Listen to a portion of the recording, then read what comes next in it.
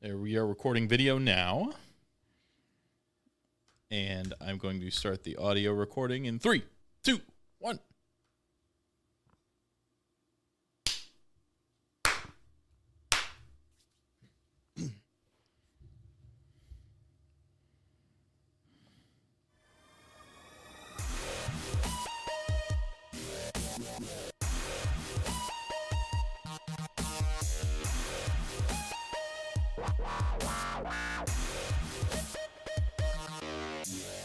Welcome to the Ancestral Mind Podcast. My name is Colin, Stuckert, founder, CEO of Office Co. and the AncestralMind.com. I'm here with Brent Philbin from the Crypto Basic Podcast. I didn't say you could talk yet, Brent. Wait. Where we cover all things from ancestral health perspective.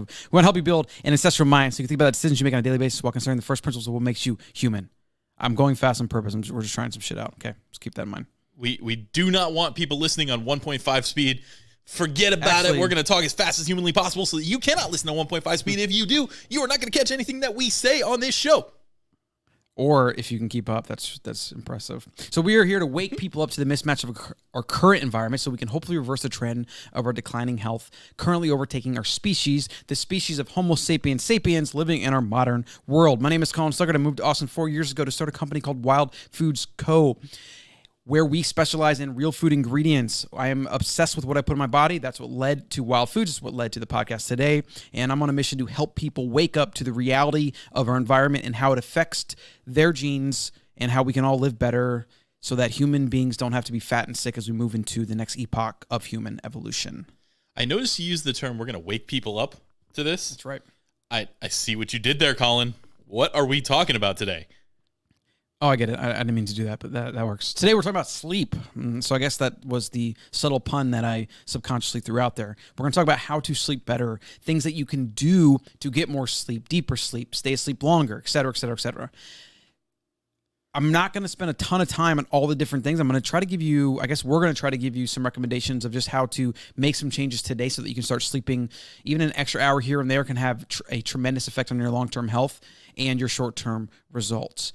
And we have some funny stories about sleep because I've been treating my sleep very particularly for a very long time. Ever since I figured out in high school that if I didn't sleep, I could not pay attention, nor could I respect my teachers. But even when I was getting sleep, I still had a problem with authority, but that's a topic for another day. I was going to say, I don't know if that's related to your sleep, unless it was just like all those years of not sleeping piling up and now it's irreversible. Yeah.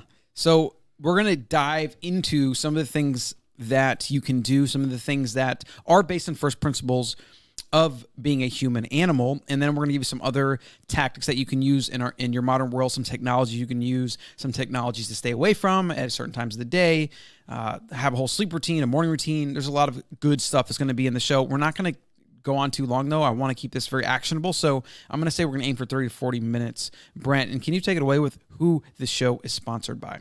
Well, this show today and every day is sponsored by Wild Foods, wildfoods.co, real foods, real ingredients. We'll get them to you in real time. If you go to wildfoods.co, you can type in the promo code AMPodcast12. You get 12% off of your order. It doesn't matter if it's your first, your second, or your 20,000th order. We'll still give you that percentage. Thanks for listening to the show. Good job. Good ad today. All right. So what do we got? What do we got on the show? You want to add anything before we hop into it? Well, if you haven't been listening to the previous shows, this is episode 8. We just covered cognitive biases. That was released, I guess, a few days ago now. And we're going to have some cool stuff coming up. Some previews of what's to come. We're going to be talking about Sex 3.0 in the future. Part A and Part B. There's going to be 2 episodes, one without a guest and one with one. So we won't get too specific, but you'll see that coming up. What is Sex 3.0, Brent? Give us a teaser. The teaser is we're doing relationships and sexuality a little bit wrong. Or incongruent with our genes. Yes, not the way that humans are meant to be. Not natural. It's normal, but it's not natural. And we're going to talk about what that is. And it applies to anybody that has the traditional idea of what a human, male and female relationship should be. Or I guess any sex relationship. We got to be PC here. But generally, the way we do it in our modern world is mismatched, just like all the things we do, from our sleep to our diet to how much we move, how little we move, all the sitting we do. It is mismatched to the way we are. Our current world, what is normal, what is common, is pretty much at the opposite end of the spectrum of what we're designed for. And that's what we do here in the Ancestral Mind. We'd like to unpack these things. We like to give you the first principle based information that are based on the basics of biology, so you can then decide how to tweak your life to get the best results, the best expressions of your genes. Now, what does it mean to best express your genes, Brent? To best express your genes. That's the first time I've heard that term on here. Oh, you've heard it. You're just not. Maybe you're glossing over it. It basically means to be a fit, sexy human animal. Oh, yeah, you usually do at the beginning of the show. Tell me that. Because if you're not best expressing your genes and you're getting a not great or subpar expression, what are ways do you think that could manifest in a human animal? Being fat, probably a good one. Definitely the big one, yep. Yeah, for the video there. Stressed, not being able to think clearly, brain fog, being cranky, being tired all the time. Like, there's a million ways that your environment dictates the results you get in life and how you feel. And so today's topic is all sleep, because after nutrition, sleep is one of those big things. In fact, if you have your sleep and it's really not great, that's going to even come before nutrition on kind of the order of hierarchy. Like, think about like when you have no sleep, just how not functional you are. But if you maybe have a couple of days of not eating great, it'll start to catch up with you, but still, like, you can still function. But without sleep, like, most of us can't do anything. We're completely and utterly useless. There are a lot of people that think the way to get the American dream, Colin, is sleep 4 hours a night, be up at 5 a.m., Garbage. working before everybody else is in the office, being the last one to leave the office, getting up late, staying up late to do your work, and sleeping when you're dead. That's garbage. And we're going to actually debunk some of that. We're going to talk about how that is a fallacy, an illusion. And if you can look at the myriad of research that basically shows you how less effective you are with like every hour of sleep that you miss, right? So you might think you're getting an extra few hours in here and there, but you're operating at 50, 60, 70, 80% of what you could be. Whereas if you just got the sleep and then you operate the whole day at like 99%, your output's going to be way better. And so that's another one of those kind of quality versus quantity fallacies that we fall into as human beings. So let's just get into the actual sleep though, because I want to just people start visualizing the things that they can do to alter what their current routines are. So why don't you kick it away? Kick it off. Well, edit all that out. Let's just start over. All right, redo. Okay. So why don't we just get into it? Because I want people to start thinking about their current routine and I want to give them very actionable things that they can do. What's cool about sleep is there's some really amazing tools you can buy that can literally overnight transform your sleep. They did for me, and I've seen it happen for a lot of people. And we're going to talk about what those tools are, but let's just go over some of the primary principles of what a good night sleep looks like, and then we can kind of go from there. Okay. Kick us off. All right. So before I even jump into this, I want to say that if you have any comments about this sleep, I feel like this is usually a hot button issue. Make sure to reach out to us at ancestralmind@gmail.com. How's the hot button though? People feel like they've got sleep figured out because you would think that you're a pro at it, right? You've been doing it your entire life, and a lot of people feel like there's not going to be anything to improve. So if we say something that might be triggering or might cause a little bit of a cognitive dissonance reaction, always good to open a dialogue. Always good to keep it to yourself. I handle the email, not Colin, so it's conducive. Send it my way. But really, what you're saying is, I can see that. I think there's different ends of the spectrum. Like most people that I've talked to, at least the ones that kind of acknowledge that they could probably sleep better, that's kind of probably the audience that we're aiming on a show like today, because we're like, here's some things to help you sleep better, right? Then there's going to be people that think, they can just get 6 hours and they can function, they're fine because they've been doing that for years. And that is a huge fallacy, and this would be one of the things that we would say that you're lying to yourself, and that might cause some dissonance, and so we should unpack that. But I think for most people are pretty open to the idea that like their sleep could be better, and I mean, especially if you work or you have kids or you have anything that kind of, makes sleep a little bit more difficult. Like I have the luxury of being able to sleep in every day of my life. I make a point I literally only sleep until my body tells me to wake up. So I sleep as long as that takes. This last week, I haven't been feeling that great. So I've actually been sleeping to, like the other night I went to bed at 12, which is very early for me, 12 midnight. Wow. And I slept till 10:30, right? And I didn't really feel great either. I could tell I was still kind of recovering. And then last night I went to bed about 2 and I slept till 10:30. So both nights I'm getting well beyond my average sleep, which is my average sleep when I'm feeling good is like 7.75 hours, like on the dot. If I happen to have been working out or playing racquetball or extra tired, I'll usually sleep between 8 and 8.5 hours. But then my body just wakes up and like I can't go back to sleep, right? Most people have probably never done that. Or, I mean, some people probably have never done that in their entire life, but most people don't do that because they have to wake up for kids or work or whatever.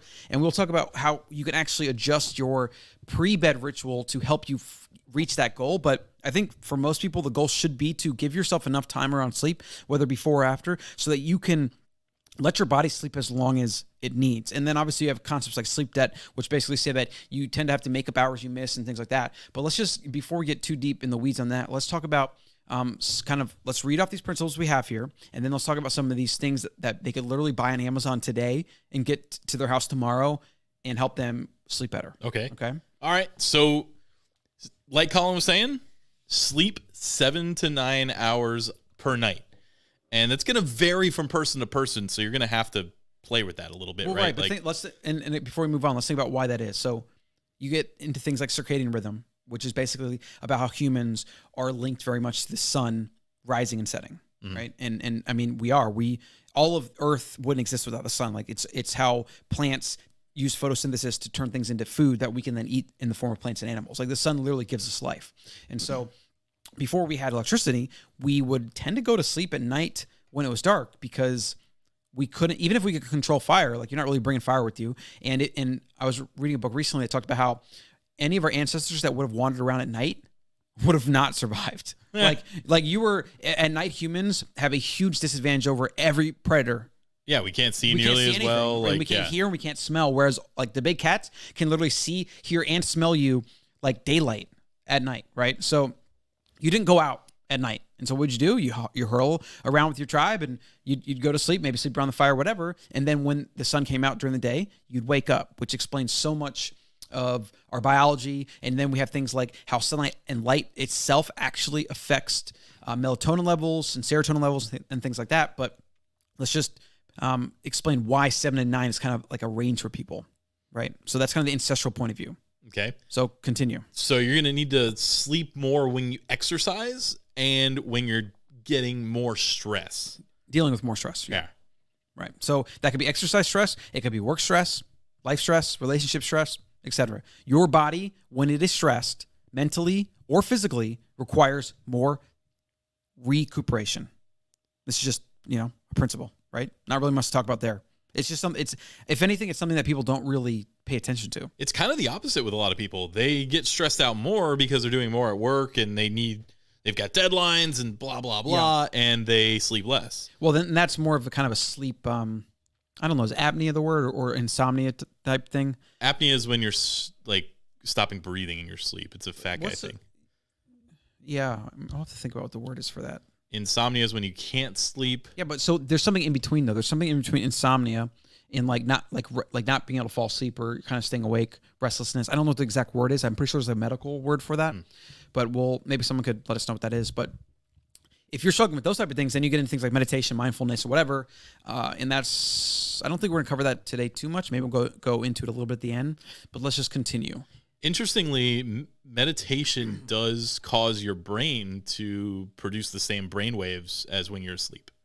So it does actually change your state of mind and can probably help with recharging. Well, it also helps you sleep because it helps you suppress as the Buddhists they call it monkey mind. Monkey mind is your brain and your thoughts just bouncing around like a monkey and you have no control whatsoever. And so if you're having trouble sleeping because you're like stressed at work, you don't have control over your mind. You have monkey mind, right? And so mindfulness and meditation is a big way to combat that.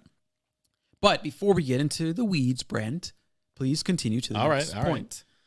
Speaking of weeds, sleep in a pitch black room. Invest in blackout curtains.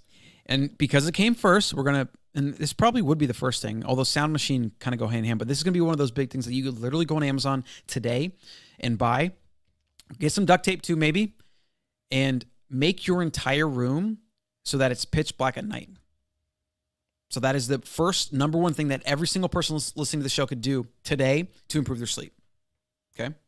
We're going to circle back to that. So let's go to the next one.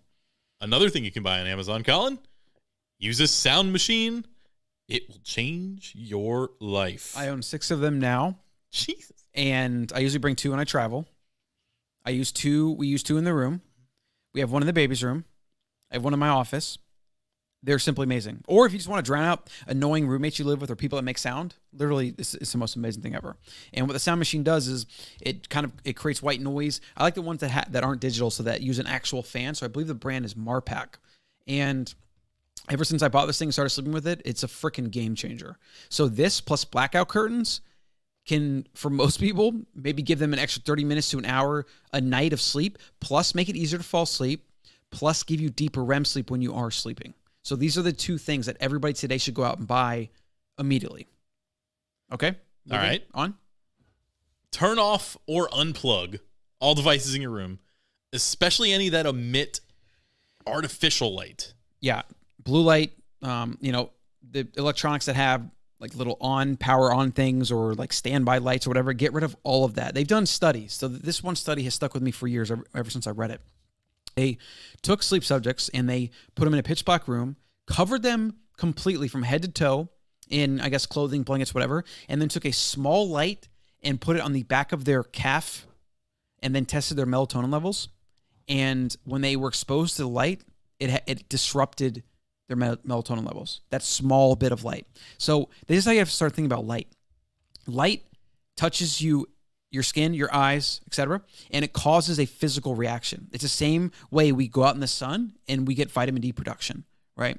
In fact, going out in the sun and viewing, letting those rays get into your eyes, actually, obviously don't stare at the sun, but like indirectly, those UVV and UVA lights that get into your eyes, that's another way that helps you with vitamin D production. Very, very important and a topic for another day. But when you think of light, anything artificial, especially blue light, that really disrupts all of your hormones and everything, and can make sleep harder to get into. It can make REM sleep harder to fall into, and it can make it hard to fall asleep. You have to get rid of artificial light. And then also, when we talk about kind of the pre-sleep hygiene, you have to be able to turn off electronics a couple hours before you go to sleep, and also avoid as much artificial light as possible, even just light bulbs in your bathroom, your house. Like you want to really build a dark and getting darker setting 2 to 3 hours before bed. And that would ideally be no screens whatsoever. But since most of us use computers and phones, download the app Flux to reduce F.Lux, to reduce blue light exposure on your computer, and use night shift on your iPhone, or there's night mode on Android devices. All of this is free. Yep. Doesn't cost you anything. And you should keep them on all the time. It's just the best way to do it. I don't even my screen looks weird when the blue light thing is off. I'm not even used, because I'm so used to having night shift on. What I actually do is I set it so that 9:59 a.m. it ends, and then it starts again at 10 a.m., right? And so that's basically on all day long. Another thing I could suggest is using like the gunner style glasses that the blue light glasses, yeah. for sure. Those things are cool too. But in general, your home, use candles. You can buy red bulbs. You can buy orange glow bulbs on Amazon. We'll link to some of those below. We have those in our bathroom. We have those in, I think, our closet. Just anywhere at night where you would use those in lieu of a broad spectrum or a daylight spectrum bulb is going to give you some of those benefits of reducing the blue light and reducing the other. There's even other lights that can cause issues because there's the spectrum of light. Different ones affect your biology differently. Would a Philips Hue work for that? If somebody had a Philips Hue, could they set it to the right color? I don't know. I looked into those, and they kind of seemed to me like they were artificially using a color to cover up like the daylight spectrum light. I just don't know if it was an actual. They use RGB. I don't know. Yeah, I don't know. I guess if someone figured that out, let us know, because that would be cool if you could have lights that you could change. But in general, if you get one of those like the night light bulbs or like this baby sleep smart bulbs, or whatever, it's just an orange glow. It's a little less bright than a daylight bulb, and like if you have them in your rooms, you just get used to it. It's fine. Like you don't really need to have daylight bulbs in your house. And like if there's ever a ghost or something, they'll feel more comfortable being definitely around. And yep. Yeah. Wah wah. How about a wah wah? Give me a wah wah. There you go. All right. So that was all the principles. Funny. Now let's just see what some other things we can go into with this. Now, obviously, Brent, if you have any of these, if you have questions with any of these, if any of these seem new to you, act at like the noob that you are and ask me questions. And I'll feel free to. The unique thing here is I have never in my life had any issues falling asleep. I fall asleep the second I hit the pillow. I sleep through anything. My only issue has always been waking up. So I can actually give some people some tips on that if they need help waking up. But I have always had, as far as I can tell, good sleep. So I guess I'm super lucky in that sense. Most people I tell that to them and they're like, what? That's insane.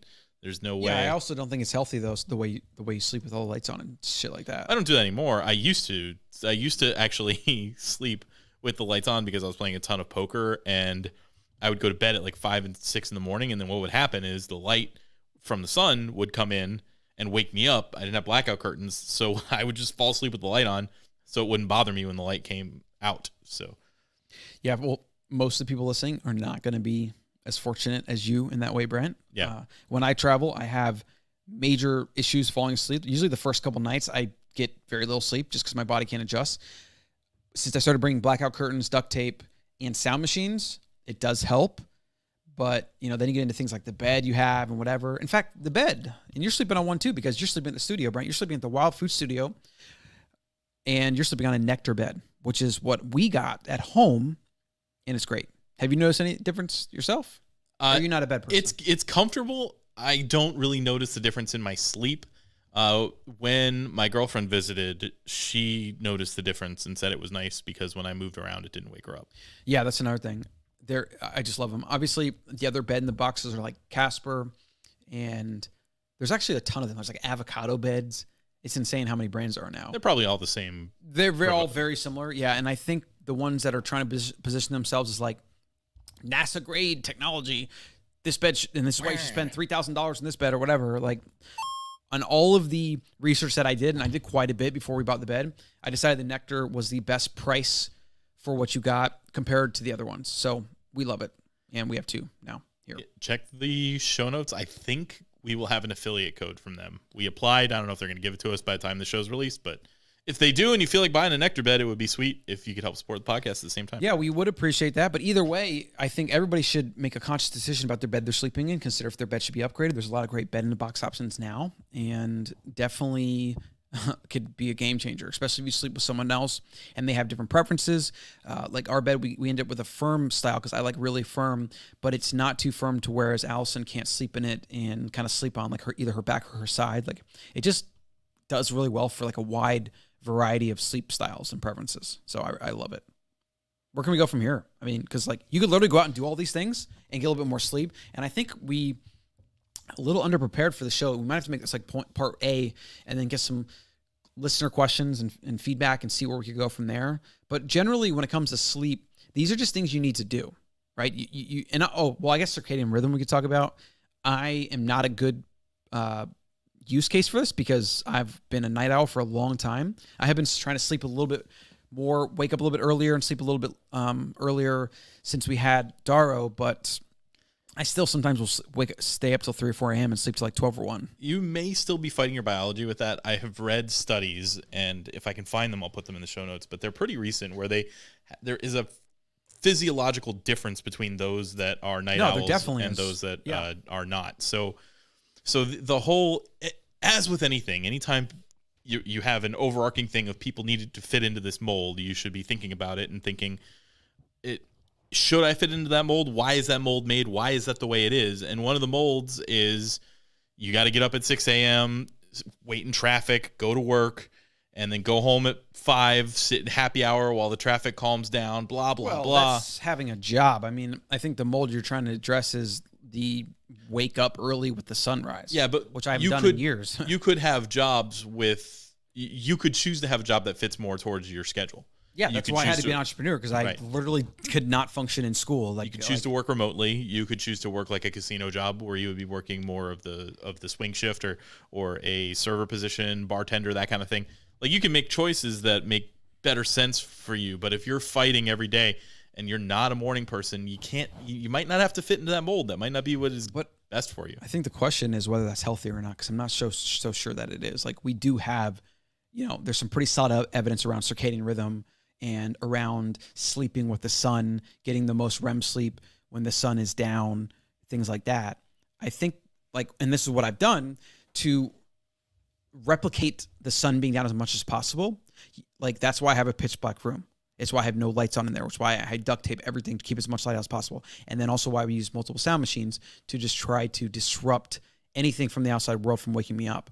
And it definitely helps. I just don't know if I don't think the argument that, well, you're just different, you're just a night owl, so it's fine. I still think I would be better off like waking up at like 9 or 10 a.m.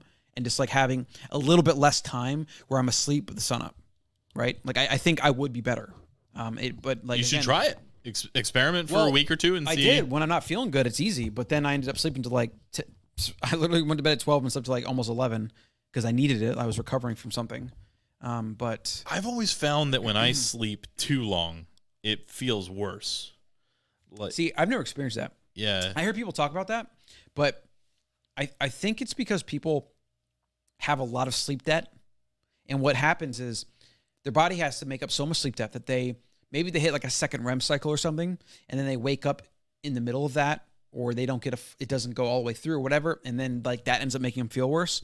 And their body, since their body's in so much debt, they still need even more. But I've just found that like since I'm letting my body every day sleep as long as it needs, when I get a lot of sleep, like I slept 10 hours last night, like I feel better. Do you ever set an alarm, or you just wake up never. when you wake up? I literally only set an alarm if I have like a meeting or something. And also, and this is one of the benefits of setting your own schedule and kind of working for yourself, is I don't schedule anything in the mornings anymore. I used to kind of have this weird shame around it, like, oh, well, you know, they like to do like 9 a.m. meetings or 10 a.m. or phone calls or whatever. And my Calendly does not have morning. Yeah, I'm just like, I literally will never set a meeting. I tell people I'm available 1 to 4 p.m. That's it. Like 1 to 4 p.m. And if you want to do like a 9 p.m. call, I'm all for that as well. But I'm just not waking up in the morning anymore, and you know, that's fine by me. But so when you do set an alarm, if you do have to wake up, do you find yourself snoozing a lot? No. If I have time to sleep more, see here, this is one of those things that's like, when you aren't in sleep debt, when you aren't sleep deprived, you don't snooze. What I do though is I'll wake up, I have to go to the bathroom, and if I still feel tired, I'll go back to bed for an hour or two, right? Sometimes it's like 30 minutes, 45, sometimes it's an hour, whatever. But I always just listen to my body, and I just make kind of a calculated decision. Can I wake up? No, I don't really feel like great. I don't want to ruin my day. I literally go back to sleep for as long as it takes. And that has been huge. And I don't like ever really like do the snooze thing ever as a result. Also, I don't have to be anywhere unless I literally have a meeting, and then I would just get up, right? So, but what about people that don't have that luxury? Like, I guess that's something we need to address. We need to address some strategies for how to have morning responsibilities, but give yourself the opportunity to basically sleep as much as you need to. Yeah. Or also at least understand your sleep cycles and when you're in REM sleep and that kind of thing. Like there are activity monitors that you can wear that will wake you up when you are less likely to be in a deep sleep state, because you're restless, you're moving around and stuff like that. So they can notice that, so you can set a window for your alarm rather than an exact time, and it'll wake you up when it is best. Or just track your sleep and find like when you get the best times, and set priorities. I think the biggest thing for having a better routine around sleep starts the day before. What most people do is they're on their phone or their computer, and they're like, oh, it's late, time for bed. And they just turn it off and try to go to bed. Right. That is the worst way to go about it. Give yourself at least an hour. And this is when I like to read, ideally, fiction. Give yourself an hour. Find either candlelight, an orange bulb, or just some kind of low light setting. And just give yourself a chance to just unwind and get ready for sleep. No screens, nothing, right? I mean, you could literally take a time to meditate, or you could just be still, or, whatever. Just turn the screens off and give yourself enough time to let your body prepare, even just mentally, to go to sleep, right? And that could be huge. And what you do is if you basically need to give yourself, I would say, an hour before and then an hour after, like in the morning.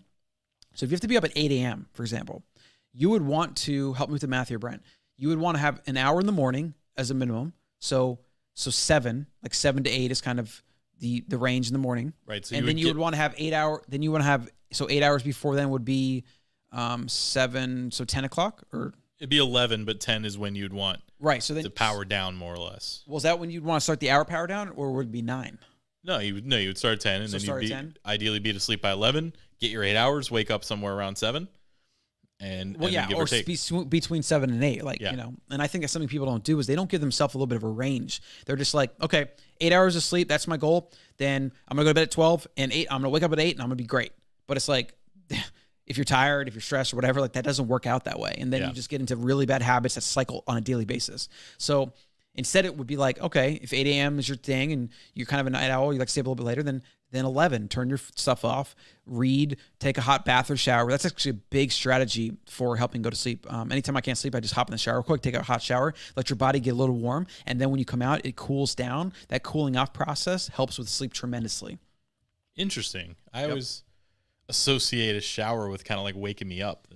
It's the cooling off aspect of it. I mean, some people even have done like ice baths and stuff like that. Like that would, I don't think that would do it for me, but I think that would just like freak me out, right? Yeah, I don't know if I could do that. But a hot shower or a quick, or even like a hot bath to the point where you kind of like, you know how you have a hot bath or shower and your body temperature changes to the point where you're like, okay, this is too hot, I'm done. Yeah. I'm over it. Then get out and your body immediately cools down. That cooling down effect is, for whatever reason, I'm sure there's some science behind it. It helps you just, I think it helps like your what is it?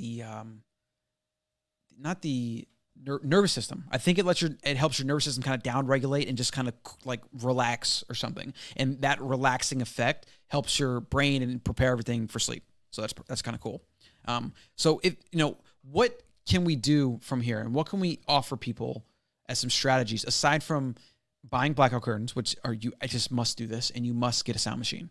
I can talk about waking up, I guess, because I don't have a lot of expertise with looking at going to sleep since it's so easy for me. But waking up is not, because I don't know the science behind it, or I don't necessarily know the psychology. I think it has something to do with the fact that in my life, like I'll go to bed and I'll be like, okay, I'm going to wake up at this time.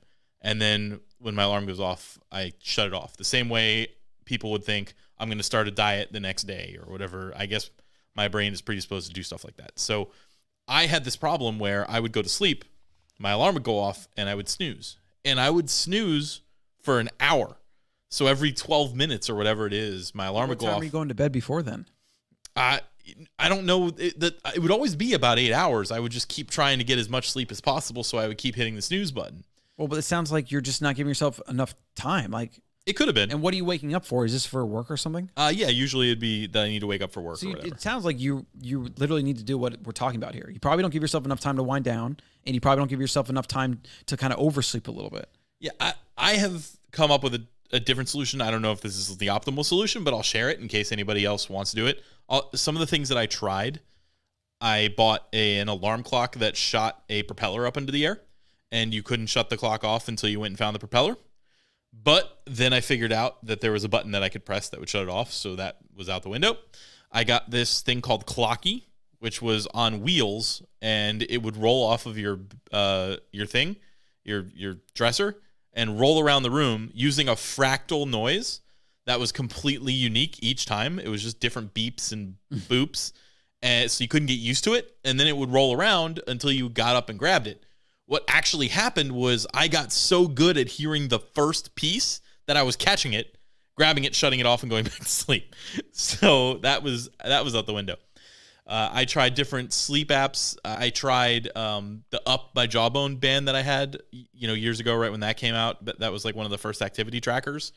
That didn't really help. The only thing that ever actually got me on a schedule and makes me feel better overall is when I go to bed, I use this app, and I don't know if it's on iPhone, so I apologize to iPhone users if it's not, but it's called I Can't Wake Up, free, and it will put an alarm on. It does that alarm where it's very quiet at first, and then it gets slightly louder, slightly louder, slightly louder. And when you grab it, in order to stop the alarm, you have no options. You can't snooze, you can't do anything. In order to stop the alarm, you have to play a couple of little games. They're super easy. It's like turn over the dots and match the colors, and they're not like nice graphics or anything. Match the country to its capital, blah, blah, blah. And get to play like 5 or 6 of those games. And by the time you get to the end, your brain has engaged in being cognitively awake, so you don't go back to sleep. I wouldn't be able to snooze past that because I'm up. So I feel like you just need more sleep, though. I feel like you shouldn't even have to go through this. I mean, unless this is like some kind of medical reason, like if you slept 10 hours every day, I mean, you're not on a schedule today, like now. So are you doing this even now? Well, yeah, I do. I am doing it now because it's a different time each day. I do it based on when I go to sleep. I always set it for 8 hours, but like I said earlier, for whatever reason, when I oversleep, and I will sleep forever, like I'll sleep for 14 hours if I let myself, I just feel worse. So I don't know. I used to try that. I used to try to wake up whenever. So I think you should try to give yourself a week of just sleeping to whenever and not setting something. It sounds like or maybe you need to make it 9 hours. Like maybe you're just not giving yourself enough time. Like everybody has a different range. Well, I'm not sure that the snooze is still a problem because I figured this out a couple of years ago and I've been running on the same routine ever since. And I don't feel like I need to snooze now. So I don't know if I solved the problem. I don't know if I'm doing the wrong thing. But when I'm on like vacation and stuff, I don't do it. I stay, even more asleep. So it would be interesting to look at it and see now that I've gotten rid of that snooze habit if I still do that. But okay, well, what about the people that don't have that problem? Because that's going to be the majority. Yeah, I don't know. I don't know the problems with going to sleep. I sleep the second I lay down, so I can't really help with my own personal experience. I just know that sleep cycles are important to understand.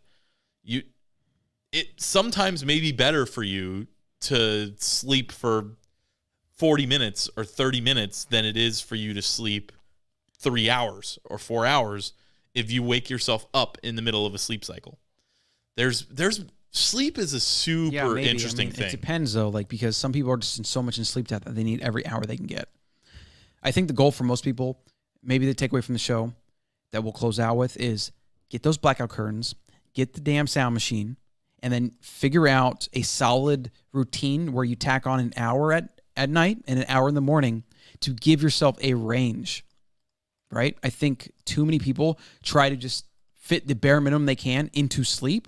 And then when they don't stick to it, it's like what everyone does. Like I'm going to start going to the gym 5 days a week when they're not even going 1 day a week. It's like, dude, you should be doing the reverse. You should be nailing 1 day a week before you even consider 2 days a week, right? Let alone 5. I think the same thing for sleep. Same thing with deep work. Don't start with 4 hours of deep work. Start with 1. Any goal setting or habit setting is based on doing the bare minimum. So like even with push-ups, if you want to do a daily push-up routine, you should aim to do 1 push-up. Right? If you do more, great, but at least your goal is 1. There's no reason you can't do 1 push-up. And when you get that down for like 30 days and every single day you're doing 1 push-up, then you could add 2 or maybe 5 or whatever it is and just build a little bit at a time. I think sleep's the same way, and people need to think of it that way. You need to give yourself a lot more time, a bigger range, so that you can have some variability, because you're not going to stick to it perfectly. You're going to have days where you aren't on the perfect schedule, or you sleep longer, or you don't sleep as much or whatever. But if you give yourself a range, you just give yourself a lot more room for error, which is going to increase the likelihood you'll stick to it, because it's not going to be something you're going to get frustrated with, or you're just going to fall off of habit because you think you need to be perfect or whatever. So I think mapping that out, maybe doing some testing, like if you could go a whole week of going to bed an hour early and then just letting your body sleep as long as it needs, doing things like that, right? Like that could be huge. Maybe on the weekends, maybe try to sleep a little bit more. I know it's not as simple as just a blanket recommendation, because some people, what they find is if they sleep in on the weekends, they have trouble falling asleep, like say come Sunday night, and then they're up late, and then Monday rolls around and then they're tired, and like it's just like this vicious cycle. So these are things you have to really test. You have to understand your body. You have to understand things that have worked for you in the past. I would highly, highly recommend tracking these things and keeping some actual data.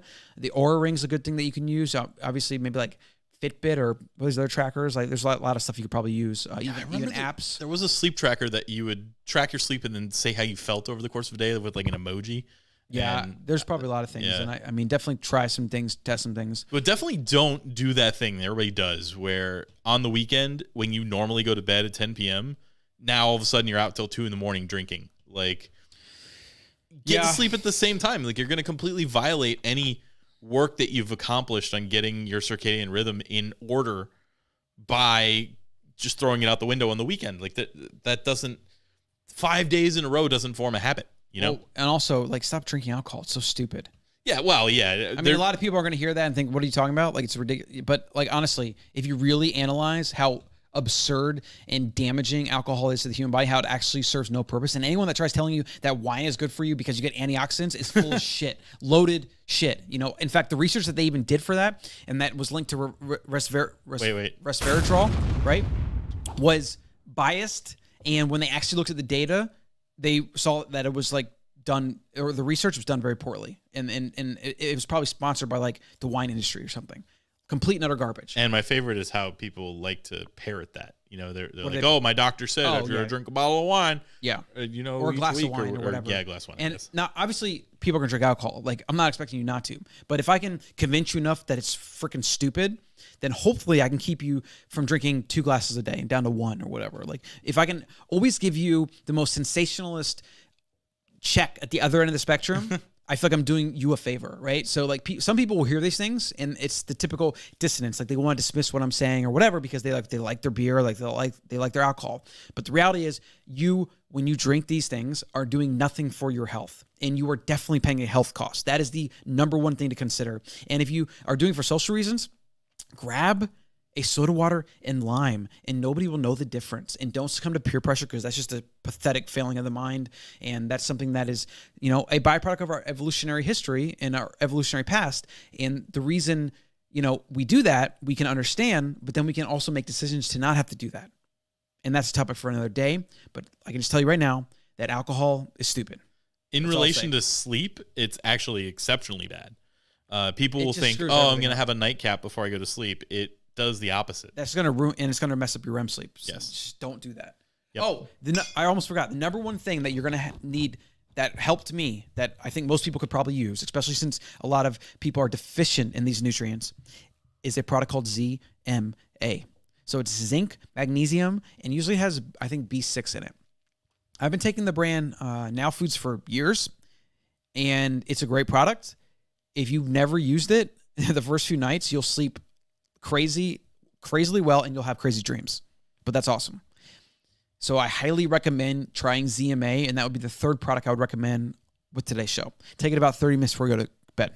Do you ever lucid dream when you take that stuff? I don't have the time or energy to even try to get into that. It would be cool if I could do that, but you know, whatever. So that's going to wrap up today's show. We're going to definitely do a follow-up show. I'm going to try to get like a sleep researcher on maybe. A book I just read that's good by Sean Stevenson is Sleep Smarter, 21 Essential Strategies to Sleep Your Way to a Better Body, Better Health, and Bigger Success. Those are some pretty big, bold claims, actually. But, you know, sleep can do it. So what are the call to actions, Brent, for today's show? Well, we gave them up front, but they were buy a white noise machine, black out your curtains with the duct tape and blackout curtains. I think I said that in a very weird way, but black out your room with blackout curtains and duct tape. And get rid of any artificial light. Yep. Just unplug the damn things. Like if you have to have a TV in your room, put on a power strip and turn it off.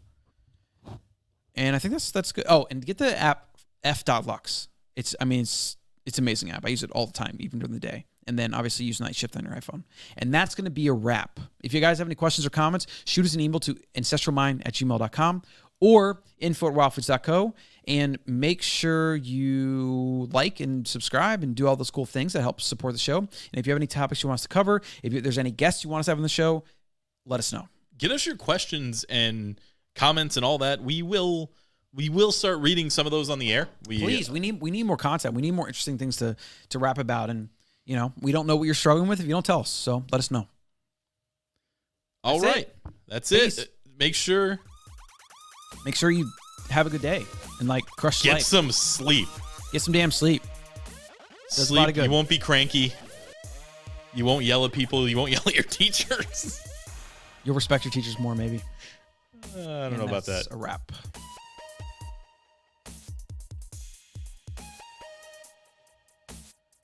It's already 8 o'clock already? How the fuck long was that?